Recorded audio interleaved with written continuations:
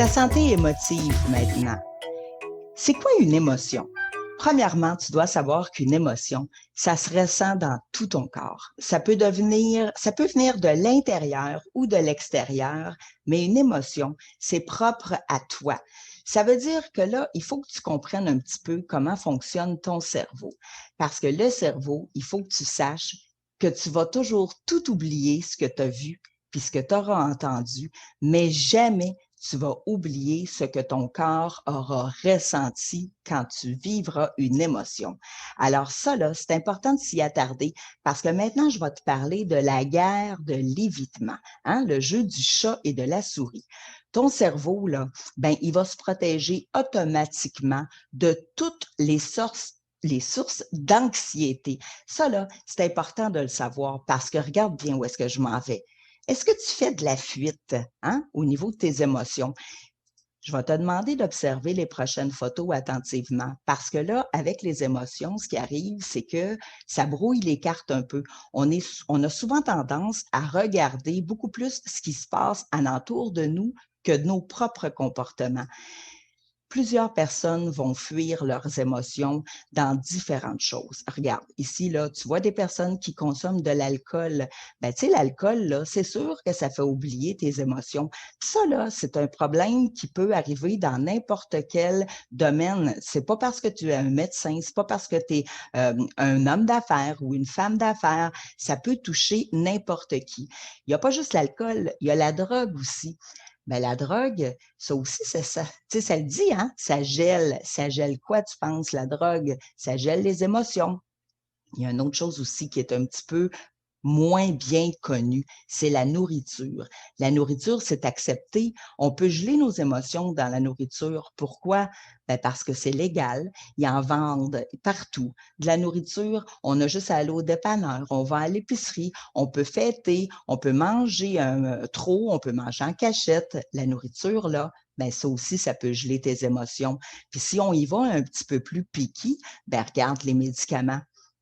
Et là, je le sais, il y en a des médicaments qui sont prescrits. Moi, ce que je te parle là, c'est des médicaments qui sont prescrits ou pas, mais qui sont pris en fonction de geler quelque chose. Tu le sais en dedans de toi, hein? Si on parle de rigoureuse honnêteté, les écrans aussi.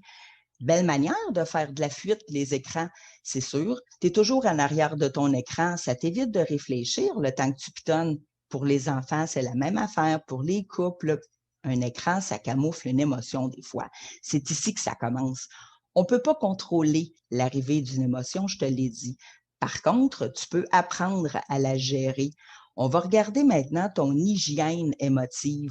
C'est facile de dire, ben, tu sais, il faut que tu gères tes émotions. Ouais, mais comment qu'on fait ça? Ben, en premier, là, il faut les identifier. Moi, j'ai un truc que je partage puis que je trouve vraiment formidable parce que, tu sais quoi, ça fonctionne. On va garder ça simple. Pour identifier tes émotions, là, on va jouer au cinéma. Pendant les prochaines minutes, tu vas devenir l'acteur principal de ton film. Comment on fait ça? Ben, c'est facile. Tu vas t'imaginer qu'en haut de ta tête, tu as une caméra qui te filme 24 heures sur 24. Cette caméra-là, là, c'est toi qui la filme. C'est toi l'acteur principal. Alors, il faut que tu agisses comme si tu pouvais être mis en onde n'importe quand. Tu vas voir que tu vas t'observer de manière honnête puis sans jugement. Le plus souvent possible, là, il faut que tu regardes ta caméra aujourd'hui. Elle est en train d'enregistrer quoi? Hein? C'est quoi tu vis présentement comme film? Toi, tu es un acteur, tu es toujours en train d'enregistrer. C'est quoi ton film aujourd'hui? On est-tu dans la peur, dans la romance, dans la comédie? T'es-tu dans un film de famille, dans une réalité? Hein? Tu vois un peu où est-ce que je m'en viens? Ça sert à identifier tes émotions. Pourquoi je fais ça? Ben, tu sais, c'est parce que la peur, si tu es toujours en train d'être un acteur dans un film de peur, ou si, admettons, toi, ben, tu es un acteur de comédie, hein, la majorité de ta vie, toi, ben, tu es dans la joie puis tu ris. Peut-être, par contre, que toi, là, ben, tes films préférés, là, tes films où est-ce que tu joues tout le temps, ben, c'est des films tristes. Ça peut être aussi ben, des films imaginaires. Peut-être que toi, là, tu es un acteur de science-fiction, puis dans le fond, tu passes complètement ta vie dans un monde imaginaire. Ben, ton cerveau, là, il enregistre chacune des émotions que tu vis. Alors, tu comprends un peu où est-ce que je m'en viens? C'est que si tu veux vraiment être capable de t'observer, on parle d'ici d'un travail qui se fait à l'intérieur de toi. Ta caméra, là, il n'y a personne qui la voit. Il n'y a personne qui le sait que tu es en train de faire ça. Ce que je te garantis, c'est que plus que tu vas y penser à regarder ton film, ben plus que tu vas penser à ce que tu es en train de faire au moment présent. C'est quoi tu es en train de vivre? Comment tu te sens? Parce que ça, là, je te le dis, tes émotions, ton cerveau, il les enregistre avec ou sans ton accord. Ça veut dire qu'il ne faut pas que tu oublies, hein? On a vu tantôt la vidéo de la santé physique. Tu es exactement ce que tu manges. Ben, tu dégages ce que tu vas être, puis surtout, ben, tu vas attirer ce que tu sens. On va parler d'odeur maintenant. Si je te sens dans ton film, là, c'est quoi ton parfum? Qu'est-ce que tu sens, toi, quand tu transpires? Si ton film, là, il y avait une odeur, qu'est-ce que tu sentirais? Est-ce que tu sentirais bon? Ton hygiène émotive, là, ben, ça se développe. C'est comme un chien pisteur. Il faut que tu apprennes à reconnaître les émotions que tu dois flairer puis que tu dois apprendre à gérer. Je te donne mon truc. Trouve ton code couleur. Tout le monde connaît les lumières de circulation. Il y a le vert, le jaune et le rouge. Ben, tu sais, quand tu es dans le vert, là, ça veut dire que tout va bien. Tu es dans une émotion positive, puis tu sais, tout est beau. Le jaune, hop là, il attend un petit peu, là, tu le sens dedans de toi, là, que ça commence à chicoter. Puis quand tu es dans le rouge, là, ben, tu sais, là, c'est parce qu'il est trop tard. Tu as déjà passé, puis tu n'as pas écouté tes signaux, puis tu es déjà dans les émotions à côté. Il faut que tu saches que souvent, les gens, ils vont réagir à une émotion juste quand ils sont dans le rouge. Ça veut dire que toi, là, observe ton dernier 24 heures. C'est de quelle émotion tu te rappelles? C'est-tu une émotion où est-ce que tu étais dans un film de peur ou c'est-tu une émotion où est-ce que tu étais l'acteur d'une comédie? Dans quoi tu vis le plus souvent? C'est quoi ta couleur, toi, qui te fait réagir?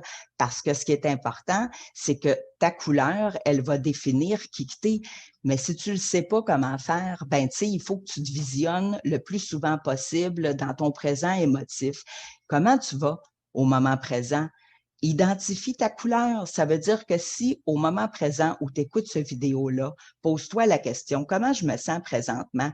Ben, tu sais, si c'est vert, ben, tant mieux. Parce que ce qu'il faut que tu fasses, c'est reconnaître toutes les fois où tu te trouves dans le vert. Puis il faut que tu tombes en amour avec ça. Parce qu'il ne faut pas que tu essayes de t'en aller dans le jaune ou dans le rouge. Il faut que tu développes ta vie en fonction de ça.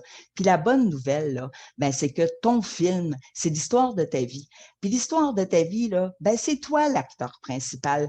Non seulement tu es l'acteur, mais imagine, tu es le réalisateur et en plus, tu es le diffuseur. Ça veut dire que ton film, ta vie, c'est toi qui la gères. C'est toi qui décides de la montrer à qui tu veux. C'est toi qui décide ce que tu en fais.